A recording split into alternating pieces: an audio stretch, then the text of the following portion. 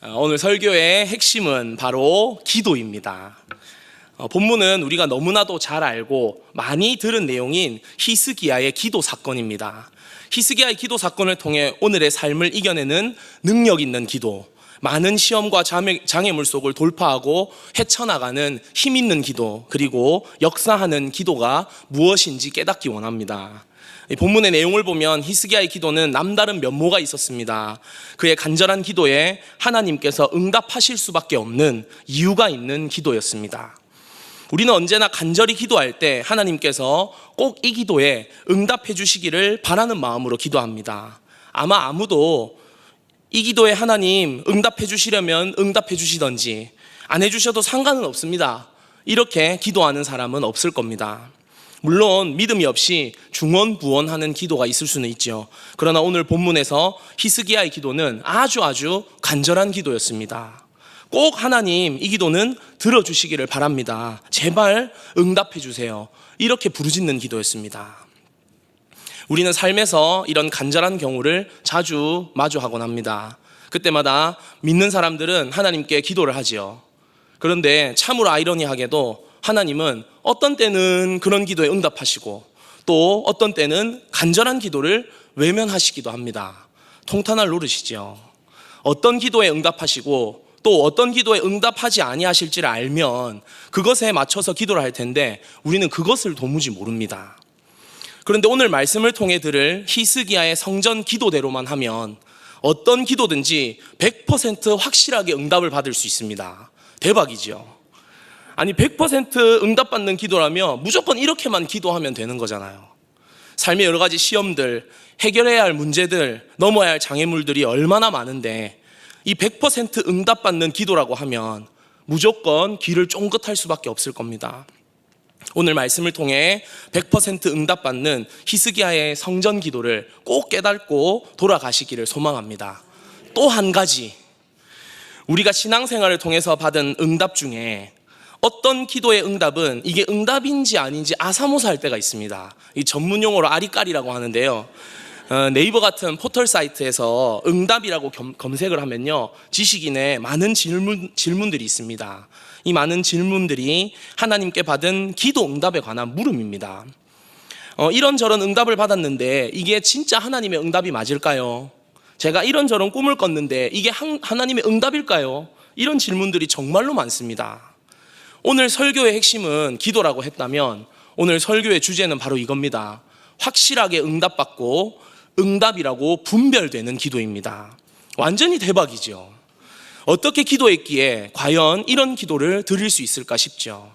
기도할 때마다 100% 응답받고 응답받을 때마다 100% 확신이라는 것, 응답이라는 것이 확실하게 분별되는 기도가 과연 진짜 있을까 싶죠. 오늘 설교를 통해 이 기도의 비밀과 방법을 알아보게 될 겁니다. 우리 모두가 하나님께 반드시 응답받는 기도, 응답임이 확실하게 분별되는 기도 올려드리는 형제 자매님들 되시기를 축복합니다. 이 풍전등화라는 말이 있죠. 바람 앞에 등불이라고도 하고요, 진퇴양난을 묘사하는 말입니다.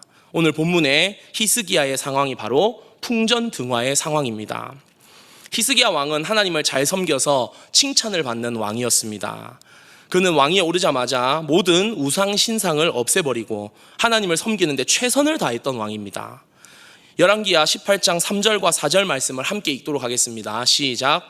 히스기야가 그의 조상 다윗의 모든 행위와 같이 여호와께서 보시기에 정직하게 행하여 그가 여러 산당들을 제거하며 주상을 깨뜨리며 아세라 목상을 찍으며 모세가 만들었던 놋뱀을 이스라엘 자손이 이때까지 향하여 분향함으로 그것을 부수고 느후수단이라 일컬었더라. 이렇게 모든 우상을 멸할 때 하나님께서 그에게 형통의 복을 주십니다. 열왕기야 18장 7절과 8절 말씀을 제가 읽겠습니다.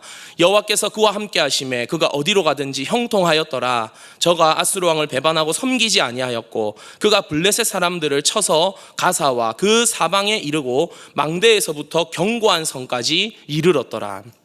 하나님의 은혜로 형통한 삶을 누리던 히스기야 왕에게 위기가 찾아옵니다.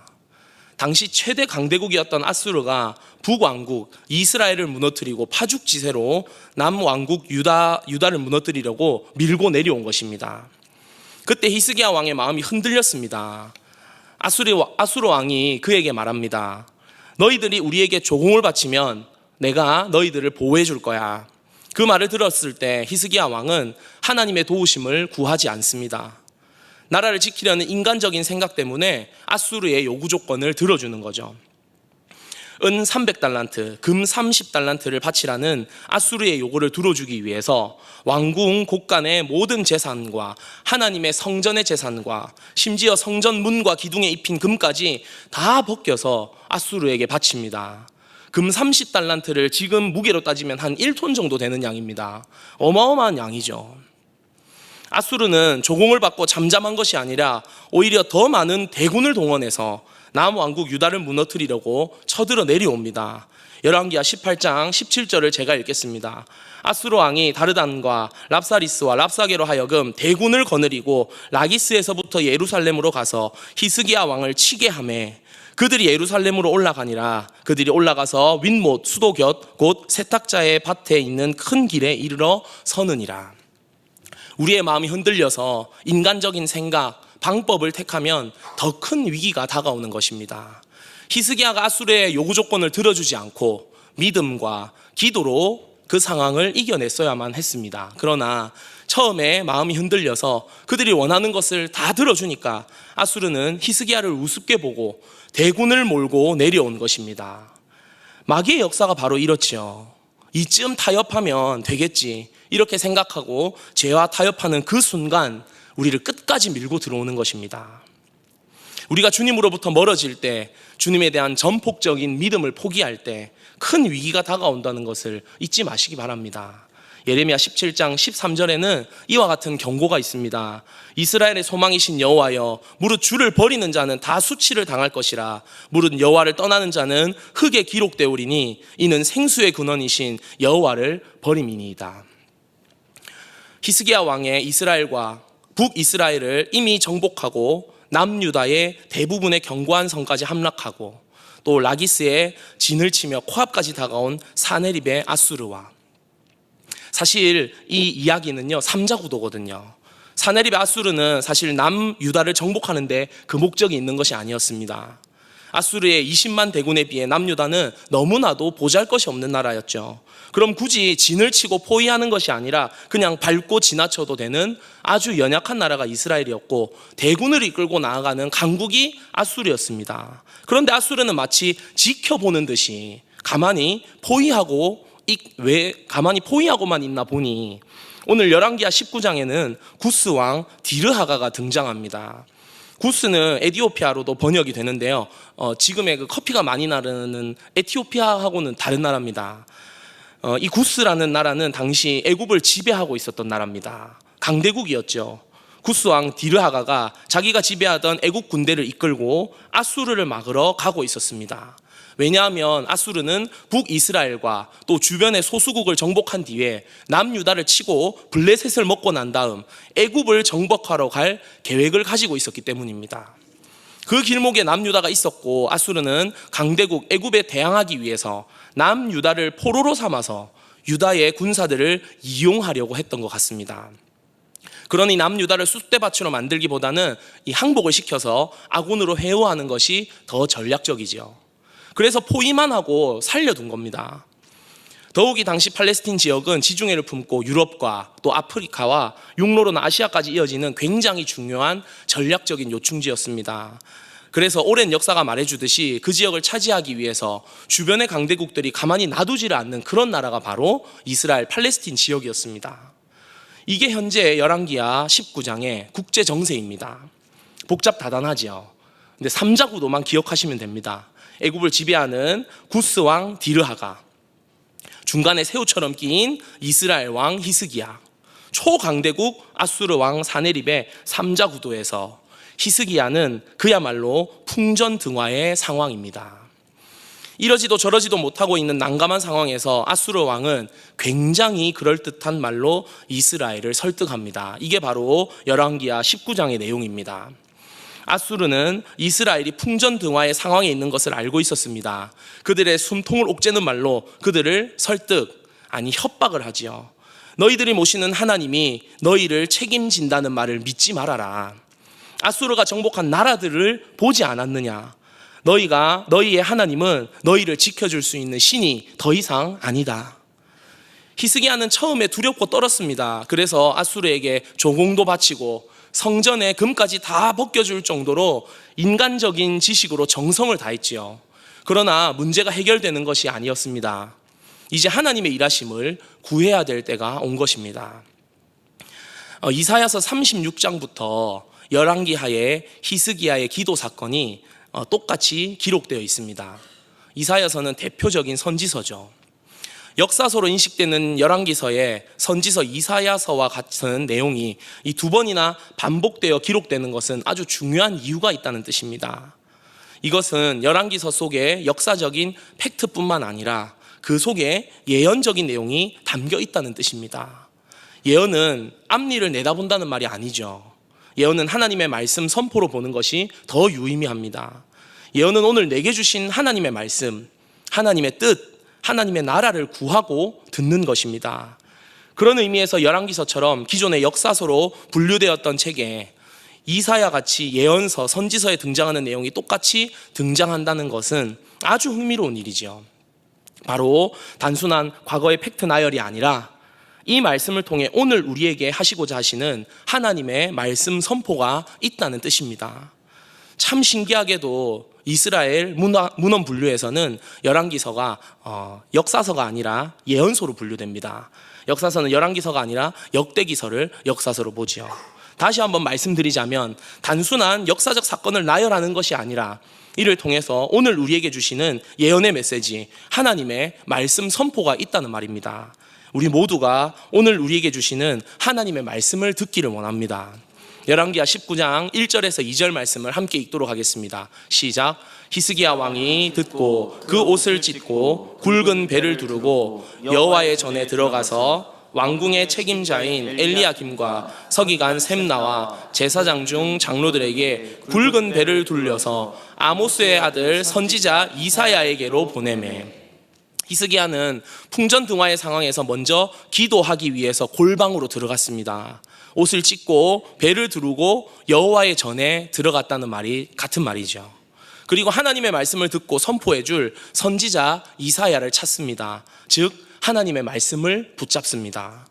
히스기야는 당시 상황을 19장 3절에 곤란과 책벌과 능욕의 날이라고 진단했습니다. 당시 자기들이 처한 상황을 믿음의 눈으로 분별한 것이죠. 히스기야는 당시 상황을 매우 복합적인 상황으로 인식했던 것입니다. 여러 가지 어려움이 첩첩산중처럼 얽혀진 것으로 보았죠. 도저히 사람으로서는 해결할 수 없는 위기의 상황, 즉 풍전등화의 상황이었던 것입니다. 여기서 곤란의 날이라 함은 전쟁의 재난을 당해 곤경에 처했다는 말이고, 책벌의 날이라는 말은 유다 백성들의 죄악에 대하여 하나님이 징계하셨음을 의미하고, 능욕의 날이라 말함은 하나님이 유다 백성을 징계하셔서 원수에게 모욕을 당하게 하셨다 이 말입니다. 이사야 선지자를 통해서 하나님의 말씀을 붙잡았다는 것은 하나님의 뜻을 구했다는 말입니다. 우리는 기도할 때 많이들 하나님의 손을 구하는 기도, 우리의 원함대로 하나님을 사용하는 기도를 합니다. 무슨 말이냐면 하나님의 손을 구한다. 하나님이 나의 급박한 상황을 막아주고 면피용 길을 내주시기를 기도합니다. 하나님이 나의 삶의 문제에 멋진 해결사로 등장하셔서 모든 일을 슈퍼맨처럼 척척 해결해 주시기를 원합니다. 물론 하나님은 그렇게 해주십니다. 우리의 피할 바위시요 산성이시기 때문입니다. 문제는 응답을 주시지 않고 침묵할 때죠. 우리가 만약 하나님의 손을 구하는 기도로만 기도의 수준이 그쳐 있다면 하나님의 손이 나오지 않을 때에는 참을 수 없어 합니다. 하나님, 제가 지금 이러저러한 상황에서 힘들어하고 있는데 왜 주님의 손을 뻗쳐주시지 않는 겁니까? 이렇게 안달이 나곤 하죠. 하나님, 저는 지금 하나님이 꼭 필요해서 하나님을 사용해야 하는 순간인데 왜 나타나 주시지를 않으십니까? 물론 이렇게 기도하지는 않겠습니다만 하나님의 손만을 구하는 기도는 하나님을 사용하고자 하는 기도입니다. 하나님은 인격적이신 분이십니다. 결론부터 말씀드리자면 우리는 하나님의 손을 구하는 기도가 아니라 하나님의 얼굴을 구하는 기도를 드려야 합니다. 우리는 하나님을 사용하는 기도가 아니라 하나님을 사랑하는 기도를 올려드려야 합니다. 하나님이 100% 받으시고 하나님의 응답임이 100% 분별되는 기도가 바로 이런 기도지요. 하나님의 얼굴을 구하는 기도, 하나님을 사랑하는 기도입니다. 하나님의 얼굴을 구하는 기도는 하나님의 뜻을 구하는 기도죠. 오늘 본문 열왕기하 19장 14절에서 15절까지 말씀을 함께 읽도록 하겠습니다. 시작. 히스기야가 사자의 손에서 편지를 받아보고 여호와의 성전에 올라가서 히스기야가 그 편지를 여호와 앞에 펴놓고 그 앞에서 히스기야가 기도하여 이르되 그룹들 위에 계신 이스라엘의 하나님 여호와여, 주는 천하 만국의 홀로 하나님이시라. 주께서 천지를 만드셨나이다. 아멘. 히스기야의 기도가 바로 그런 기도였습니다. 하나님의 일하심, 하나님의 역사하심을 두고 올려드리는 기도였지요. 15절 말씀이 바로 그 핵심입니다. 천하 만국의 홀로 하나이신 하나님을 말하고 있지요. 특별히 그룹들 위에 계신 하나님을 말하는데, 이것은 아브라함과 이삭과 야곱의 하나님, 곧 언약의 말씀, 약속을 지키시는 신실하신 하나님을 기억하는 말입니다. 곧 하나님의 구원 역사, 하나님의 큰 비밀의 경륜을 말하는 것이지요. 구약의 이스라엘은 하나님을 제사하는 민족이었습니다. 하나님의 얼굴을 구한다는 것은 대제사장이 1년에 한 번 지성소에 들어가서 하나님의 임재와 좌정하심을 보고 하나님의 말씀을 듣는 것을 가리킵니다. 하나님의 임재가 시은 좌, 그룹들 위에 나타나신 하나님의 현현을 보고 하나님의 말씀을 듣는 것입니다. 하나님의 말씀은 곧 하나님의 백성 이스라엘을 향한 하나님의 뜻입니다. 그러니 하나님의 얼굴을 구하는 기도라는 것은 하나님의 뜻을 구하는 기도가 맞지요. 특별히 다른 무엇을 붙들고 기도하는 것이 아니라 하나님의 말씀을 붙들고 기도하는 것이 바로 하나님의 뜻을 구하는 기도입니다. 바로 하나님의 뜻이 하나님의 말씀에 있기 때문입니다. 시은 자의 강림하신 하나님의 영광을 통하여 하나님의 뜻을 듣는 것이 아니라 오늘 우리는 하나님의 말씀을 통하여 하나님의 뜻을 분별하고 또 듣습니다. 그러니 하나님의 얼굴을 구하는 기도, 하나님의 뜻을 구하는 기도는 더더군다나 하나님의 말씀, 성경의 말씀을 붙잡고 하는 기도가 되어야 할 것입니다. 말씀을 붙들고 기도해 보십시오. 응답 못 받는 기도가 하나도 없습니다. 왜냐하면 하나님께서 다 응답해 주신 것만 성경에 기록되어 있기 때문입니다. 응답해 주신 역사, 응답해 주신 기도만 기록했는데 응답을 못 받을 리가 없지요. 그것보다 하나님은 누구보다 약속에 신실하신 분이시기 때문입니다. 그 누구보다 약속한 것을 반드시 지키시고 행하시는 분이시기 때문에 말씀을 붙들고 하는 기도는 반드시 응답을 받을 수밖에 없습니다. 이것이 바로 영적인 원리입니다. 이미 응답하신 하나님의 말씀을 붙들고 기도하는데 어떻게 말씀에 신실하신 하나님이 말씀을 붙들고 하는 기도에 응답하지 않을 수 있겠습니까? 시편, 잠언, 복음서, 선지서, 모세오경, 바울서신, 하나님의 일하심에 대한 찬양이 무수히 많습니다. 우리는 이것을 붙들고 기도하는 겁니다. 그러면 하나님께서 반드시 응답하시는 겁니다. 하나님의 얼굴을 구하는 기도, 하나님의 뜻을 구하는 기도, 바로 말씀을 붙들고 하는 기도다. 꼭 기억하시기 바랍니다. 그리고 하나님을 사랑하는 기도입니다.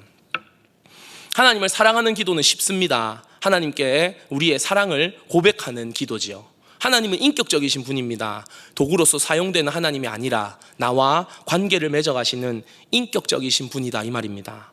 그래서 하나님께 사랑을 고백하는 겁니다. 참 신기한 게 있는데요, 제 아내가 이걸 참 잘 분별합니다. 제 아내에게 너무 미안하고 너무 고마워서 진심을 다해서 말하는 사랑한다고 하는 말과 상황 면피용으로 사랑한다고 유야무야 넘어가려고 하는 말을 너무나도 그분께서는 잘 분별하십니다. 그런데 하나님은 어떠실까요? 우리의 오장육부와 심장과 폐부, 심령과 골수를 찔러보시고 감찰하시는 분인데 우리의 중심을 모르시겠습니까? 하나님을 향한 중심의 사랑을 고백하는 기도로 하나님과 깊은 교제를 나누게 되는 겁니다. 하나님의 손을 구하는 것이 아니라 하나님의 얼굴을 구하는 기도, 하나님을 사용하는 기도가 아니라 하나님을 사랑하는 기도, 이것을 기억하시기 바랍니다. 히스기야 왕은 절대 절망의 상황 앞에서 하나님 밖에는 그를 도와줄 그 누군가가 없는 것을 알고 성전에 올라가 아수르 왕 산헤립이 보낸 편지를 펴놓고 하나님 앞에 기도합니다. 절망의 때에, 고난의 때에, 문제를 만날 때에 우리는 하나님 앞에 나와야 하는 것입니다. 모든 문제를 주님 앞에 펼쳐놓고 주의 도우심을 간구하시기를 바랍니다. 열왕기하 19장 30절로 31절 말씀을 제가 읽겠습니다. 유다 족속 중에서 피하고 남은 자는 다시 아래로 뿌리를 내리고 위로 열매를 맺을지라. 남은 자는 예루살렘에서부터 나올 것이요 피하는 자는 시온산에서부터 나오리니 여호와의 열심히 이 일을 이루리라 하셨나이다 하니라. 하나님께서 일을 하시는 것입니다. 우리가 일하는 것이 아니라 하나님께서 일하십니다. 하나님께서 일하실 때 놀라운 역사가 나타나게 되는 것이죠. 그날 밤에 여호와께서 일하심에 18만 5천의 군사가 다 죽은 시체가 되었습니다. 열왕기하 19장 35절 말씀을 제가 읽겠습니다. 이 밤에 여호와의 사자가 나와서 아수르 진영에서 군사 18만 5천 명을 친지라. 아침에 일찍이 일어나 보니 다 송장이 되었더라. 간단합니다. 하나님께서 잠들게 하시고 딱 그 코를 5분만 막아버리면 그냥 끝나는 겁니다.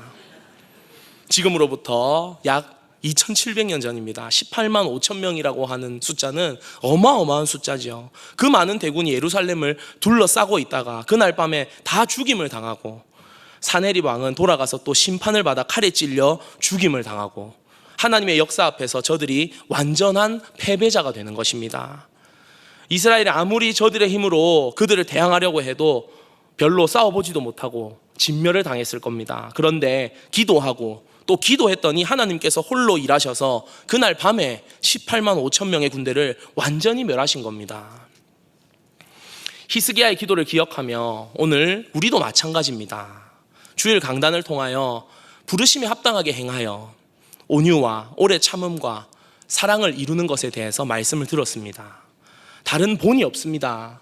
세상에 어떤 선하고 바른 사람이 있다고 해도 겸손과 온유와 오래 참음, 사랑의 참된 모델은 오직 이분 한 분밖에 안 계십니다. 바로 우리 주 예수 그리스도이십니다. 그 예수는 우리에게 생명이 되십니다. 사망 가운데 있었던 우리를 건지셔서 우리에게 생명을 주셨습니다. 그리고 말씀을 주셨습니다. 진리를 행하라고요. 이 진리가 바로 하나님의 말씀과 그 아들 예수 그리스도가 이루신 겸손과 온유와 오래 참음과 사랑입니다. 어떻게 아무 능력 없는 우리가 이것을 행할 수 있을까요? 바로 기도가 우리에게 참된 능력이 되는 것입니다. 말씀을 행할 능력, 진리대로 살아갈 능력, 복음의 능력은 오직 기도로부터 우리에게 주어집니다. 히스기야 기도 사건에 보듯이 우리가 기도할 때 하나님이 일하시는 것입니다. 우리가 기도할 때 멍에는 명예로, 걱정은 간증으로, 애물단지는 보물단지로 변화되는 것입니다. 이것들을 기적적으로 바꾸는 능력은 오직 기도에서 나온다 이 말입니다. 오늘 설교 찬양의 가사를 한번 묵상해 보기를 원하는데요. 제목은 누군가 널 위해 기도하네입니다. 이것은 표면적으로 보기에는 이 형제 자매 간의 중보의 기도에 관한 내용인 것 같습니다. 그것도 맞지만 우리는 한 가지 간과한 사실이 있습니다. 바로 우리의 유일하고도 최종적이고도 영원한 중보자에 대한 사실입니다. 중보는 하나님과 나 사이의 관계에 관한 말입니다. 우리의 영혼이 구원받고 하나님의 백성으로 살아가기 위해서 다른 중보는 큰 의미가 없지요.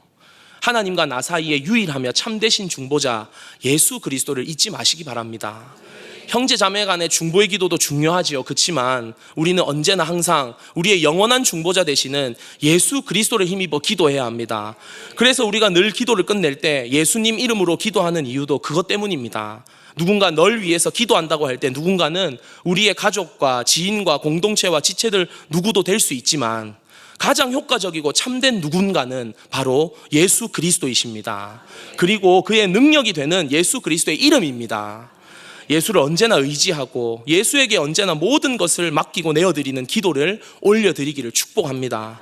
그 이름의 권세와 능력을 의지하는 기도가 바로 자기 이름을 위해 일하시는, 그래서 우리를 의의 길로 인도하시는 하나님이 100% 응답하시는, 연락하시는 기도입니다. 함께 찬송하시겠습니다.